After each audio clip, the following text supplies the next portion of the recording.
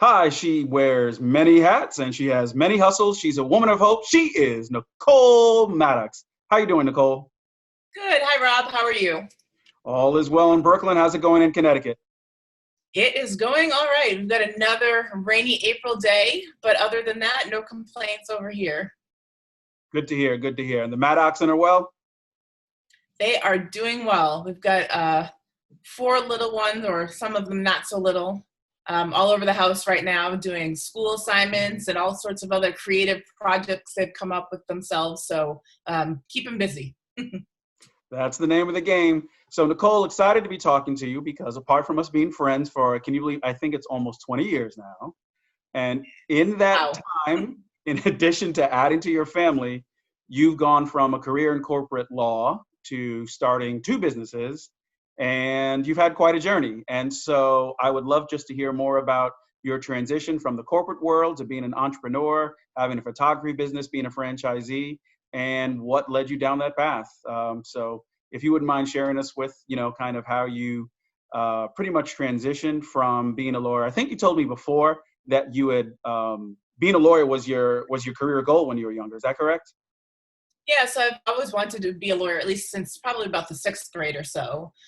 So many different things inspired me, and so that's the path that I pursued. Went from college to law school, and then went to work for a large New York City firm. Eventually, I ended up going in-house working for a pharmaceutical company and did that for about a decade. And then you went from in-house in New York City to a firm in Connecticut, correct?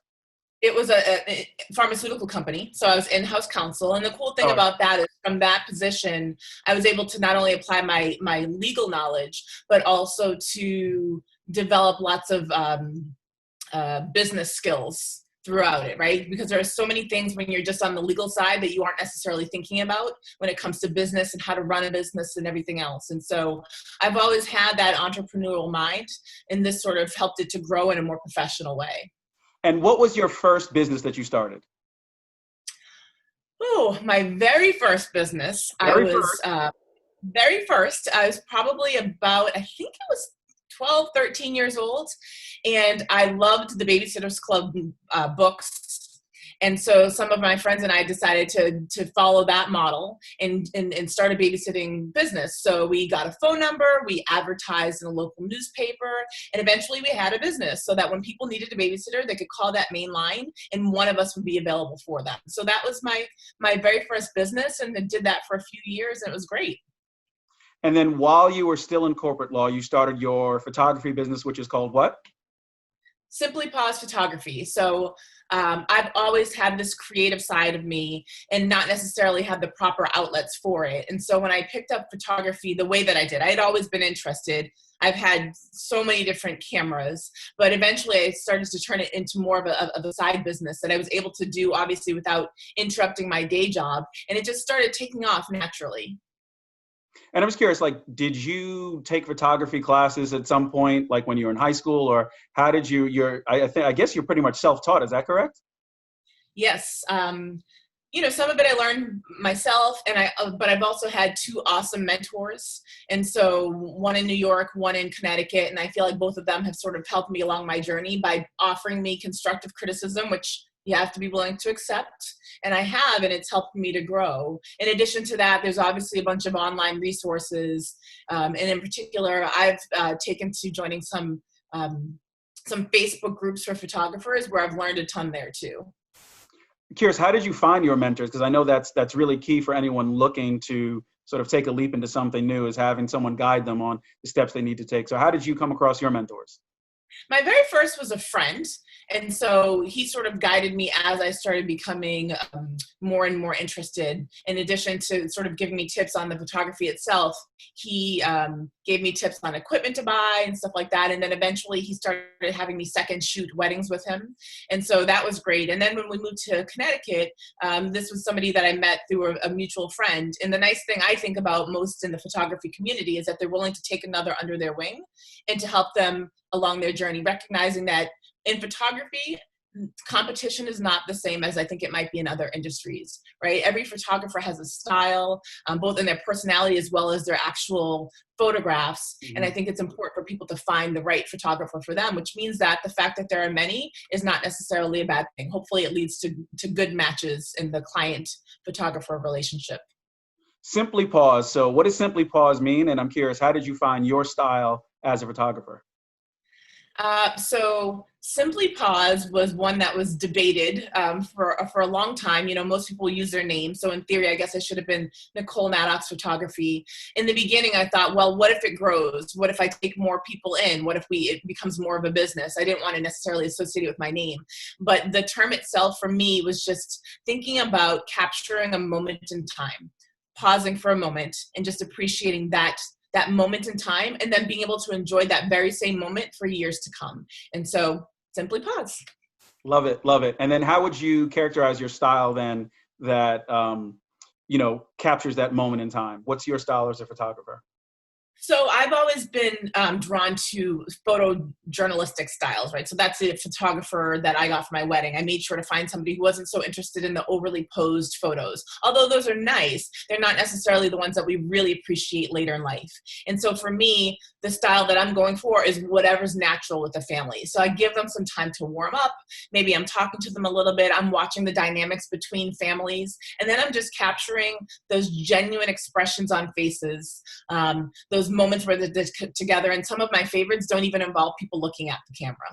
Right. No, I know when I went on your page recently, again, I was just blown away by your ability really to just capture the differences between families. Like each family portrait looks like them. And then even with the different ways that the different family members are represented, it's all unique.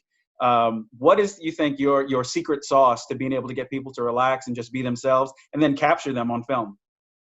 I think most people don't like the idea of a camera focused on them, right? So from the beginning, I explained, listen, I'm not really looking at you. I'm looking at the light around you. I'm looking at the background. And for a moment, I'm going to look at you, but don't feel like I'm staring at you the entire time. And then I just think that if you can start to engage in conversation, you're really just going to relax the moment. You know, it's a little different than maybe going into a portrait studio and everybody up against a stiff background, having to look at the camera. I think having that fluid movement throughout the photo shoot is something that causes people to naturally react and then or relax rather. And then of course, once you get people going, I think the key is not expecting something of an individual in the portrait that is completely unlike their personality. So there are plenty of people who just don't smile. I look at them and go, oh my gosh, they're upset. And then I realize after a while, that's just who they are. And so you capture them, how they are and where they are. And in particular, you capture the dynamics between families, and it ends up being just a beautiful portrait. And I know, I mean, with everyone having probably at least more than two cameras in their household, I think a lot of people are able to capture their family photos without going to a professional photographer. But you've shared some really cool stories about things that you've seen, people that have told you what the photos have meant to them. What do you think is the benefit of someone going to a photographer like you to getting a professional family photo done? So you can, I mean, cell phones now are absolutely amazing. What they're not going to do for you is teach you some of those skills that photographers know and use throughout their sessions. And so you're maybe not going to understand the how different an appropriately lit photo is than maybe what you're taking with a cell phone. So I've even taught people taking selfies, right? There's a big difference then when the light's behind you versus when it's in front of you, the angles and everything else. And so I think that professional photographers are able to do that in a way that you can't. Selfies are cool, but if you want photos with all of you in it, you're not going to get the same kind of a portrait. And then the other thing I'd have to say is that if your intention is to print out photos, what you're going to get off of a cell phone isn't going to be quite the same. I have a client, I went back and visited her after the session that I did with her and her family, and she had turned the entire first floor of her home. It was, I guess it was technically the basement, but she had done huge canvases of the entire portrait session. And because I offer variety, right, not everything is a straight on portrait, maybe it's just someone's hand or hands being held or feet or whatever it might be. She had this beautiful display, but she had them in large canvases, and you're never going to be able to print out and have it look right from a cell phone, those sorts of things. So you can Right. do much more with the professional photography. Love it. Love it. And then I'm just curious, since a lot of us are home these days with our families, any tips on trying to capture fun family moments, just even with whatever we have, cameras we have available? I would say just go with what's natural, just like what I would do in a session. I think again, everyone's so concentrated on everybody look here, everybody smile. I think you get some of the most amazing pictures when people are just doing what they're doing naturally. And I know a lot of photographers now, since they can't photograph clients in the midst of this quarantine, are starting to do they're turning to their own families. I heard one person say that they've got their alarm set for the same time every day, and when that alarm goes off, they take their camera and they go photograph whatever's going on. And so that's another cool idea of how to capture this moment in life. And then just again, think about lighting and such. It'll obviously make the pictures even cooler if you've got some sunlight streaming through, but I think there's no wrong answer to capturing your family. And just going back to your story, so you were still working at a firm or for a corporate client in Connecticut. You started your photography business, and then you decided to leave your legal career to focus on your business full time. I did. Well, not just my business. So I left just because there were just a lot of things going on in life at the time. And I just started looking at life differently, about how I wanted to spend my time and how much of my creativity I was really able to still continue doing in light of changes that were happening at my job. And so I left both to be able to grow that business, but also just to be able to focus on the family for a while and just to reevaluate, right? To do a reset, if you will. I think that we pick careers and we think, oh, that's the way I'm going from the time that I graduate until the time that I retire. And I just hit a point in life where I realized it didn't have to be that way. People ask me all the time, so you stopped being a lawyer? I say, of course, you never stop being a lawyer. It's just in everything you do, much to my kids' horror. But it's not necessarily something I've given up. I still, think about things from a legal perspective and everything else. I decided at that point to stop. And so I did. I started growing the photography business, but then just a few months later, another opportunity came about that I couldn't resist. And so that's where I am now, running two businesses. And what's the new opportunity you have? So the new business, although it's been open, we've had our doors open for over 2 years now, is a co-working space. It's called Office Evolution Stamford. Office Evolution is a larger corporation that's franchised. And so I have a business partner who I used to work with back at the firm in New York. And she and I had opened up Connecticut's first Office Evolution. And so now there's two of them in Connecticut. They're all over the United States. And for those who aren't familiar with co-working, it's essentially a corporate space with offices, conference rooms, kitchen areas, anything you could possibly need to run a business. But maybe if you're a smaller business, the expense of that is just too big for you to be able to do. This allows people to take individual offices in our larger space and be able to grow their business as they see fit, and in the time that they want to grow, without having to incur that huge expense from the beginning. Right. And Office Evolution is still open now, correct?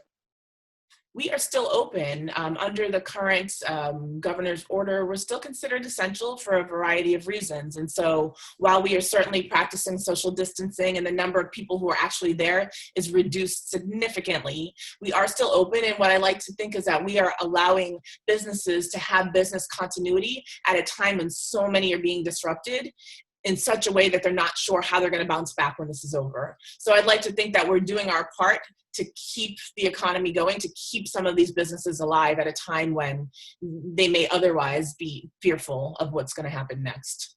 That's an excellent message. And then how are you helping small businesses through Office Evolution? I know you said there's a benefit in having an address, and I've seen some other things that that Office Evolution has offered. I think you've done seminars on marketing and other things. What are the things that Office Evolution provides to small businesses? So more than anything, we allow the ability to grow. So as I mentioned, you're not taking on a huge expense. We're very flexible. So you can say, listen, I only need an office for 2 months, just so I can see how this goes. Where else are you going to be able to go and get a professional space for a short period of time? Most commercial landlords want you to sign 5-10-year leases. And so that's one of the upsides, that we're extremely flexible. Then you can start at a really low level. As you mentioned, you can just get a mailbox. It allows you to say, yes, I have an office in Stamford, without the huge expense of an office. It's a place where you can now have an address on your business card as opposed to having nothing there. It just changes your professional appearance. It also allows you to rent out office space or conference room time as needed. So if you decide, listen, I'm gonna meet with a group of potential investors, but in order to be professional, in order to sell what I'm trying to do in my business, I've got to make sure that I've got a professional appearance, and that allows you to do it. Many people don't want to meet clients in their homes. We have a space where they can do that. And then the other thing that we're really trying to do is to build a community. One of the things that I've always missed most about my previous jobs are just the people. And so we're creating this community where people maybe work for different companies, but they're all still kind of creating a community together and supporting one another. And then we're doing seminars to help one another and help others in the community. So it's just a great concept, and I'm just really proud to be part of it right now. And for someone who is thinking of either starting their own business, whether it's a creative business, whether it's a franchisee, from all the things that you've gone through, what advice would you offer to someone who's looking to become an entrepreneur and maybe leave their current career, or just because they have to, how do they start from scratch to become an entrepreneur? Any advice that you'd offer? Sure. So I think that most people, when they get an idea, they just get so excited that they just immediately want to jump into it. The advice that I would give would just be to slow down for a second, because it's tempting to just rush right into something. So for me, my husband and I talked about the possibility of this and what it would mean for us, our family, or for children. The commitment obviously is something that you have to think about. If that's a long-term venture that you're about to get into, what does that mean for in the long run? And then just think about a financial plan, right? Both on how you're going to keep your home going, but also on how you're going to keep your business going. Because one thing I've certainly learned is that all of this involves some serious ups and downs, and you have to be ready to stomach all of that. In particular, it's important to have a business plan if you're going to go looking for funding from anyone. Nobody wants you to come and say, hey, give me money, and you've got no idea really on how you're going to make this work. What are you going to do for marketing? Who's going to be, how are you going to employ people? What are you going to do from the time that ramp up time? That's the time that it takes, to get really up and going. And sometimes you just don't know how long that's going to be. And so I think all of these things are important. And then lastly, just like I mentioned with the photography, finding good mentors and just really understanding what you don't know and being willing to admit what you don't know and really listening. I think many times we think, oh, I've got this great idea. No, I know what I'm talking about. And many times people fail to listen to wise advice that's given to them. I think that sometimes wise advice might seem like negativity, but you have to kind of, parcel between the two. Somebody might be giving you the other side, playing devil's advocate, because they're trying to help you think through all of the potential issues. And that's a good thing. So I say, listen to all of it and then really develop a plan. Love it. And you mentioned kind of the ups and downs of being an entrepreneur, and then you obviously have other hats as a wife, as a mom, taking care of yourself. Real talk, do you ever just have moments where you just are sort of, how am I gonna, how do I balance it all? All the time, Rob, all the time. On a positive note, I live on this great street that's flat. And so I've done more walking up and down the street. I'm not sure how my neighbors feel about this, but just walking. That's what I do. When I need to just clear my mind, walking, I'm praying, I'm doing whatever it takes to really reset my mind and just stay calm. Because I think staying calm throughout it all is the key to all of it. I'm just curious, how do you start your mornings? Do you have a certain routine that sort of keeps you grounded and balanced? So I'm allergic to the morning. I get out of bed as late as possible, which is probably the opposite of what you're going to hear from any, go-getter who say, get up early, but I'm up late, if that counts at all. I'm just one who really needs rest. And so I do take time in the morning to really think through the day. And then once my feet hit the ground, I'm going from start to finish. I think in a relatively organized way. I've got lots of notes and lists and everything else. And I think that we all have weaknesses. I think it's important to recognize what your weakness is and then develop a plan to overcome the weakness. And so the more you put on your plate, for me, it's, 4 children, my husband, household responsibilities, 2 businesses, right? That's a lot. And so I've started realizing I can't remember everything. I try my best. I write lists, and sometimes I lose those lists. So I've taken advantage of technology, and I will just set alarms all throughout the day to remind me what it is that I needed to know by that time of the day. And it's really helped. So I think figuring out what your weaknesses are, rather than deny that you have them, find a way to overcome them.